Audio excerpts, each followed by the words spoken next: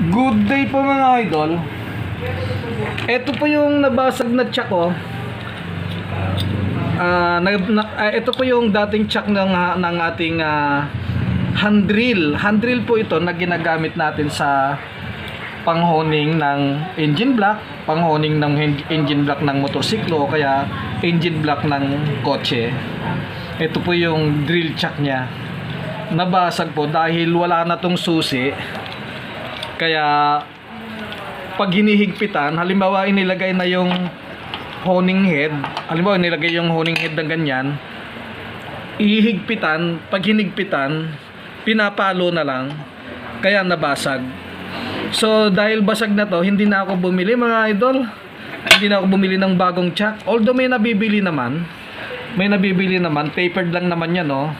So yung tapered na yan, pag sinalpak ng ganon, okay na. Hindi na ako bumili kasi baka mawala na naman yung susi, papaluin na naman nila, mababasag na naman. Ang diskarte mga idol, gumawa na lang ako ng chuck, oh.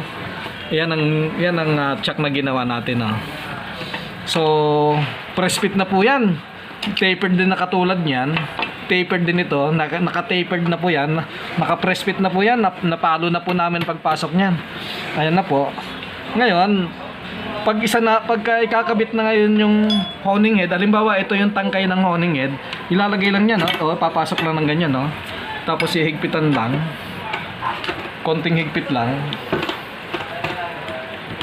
ayan, no? Konting higpit lang, ayan, no? Ayan, yan, pag nahigpitan ng ganyan, steady na yan, no? Imagine, no? Konting higpit lang, hindi na kailangan palu-paluin. Yun, ito kaganda sa ginawa nating chuck, hindi na kailangan palu-paluin pa.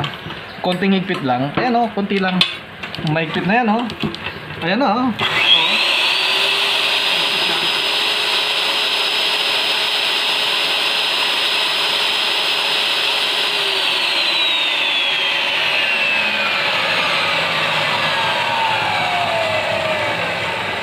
Yan po, natapos na. Yan na, spacer na ang chuck natin na gagamitin sa panghoning.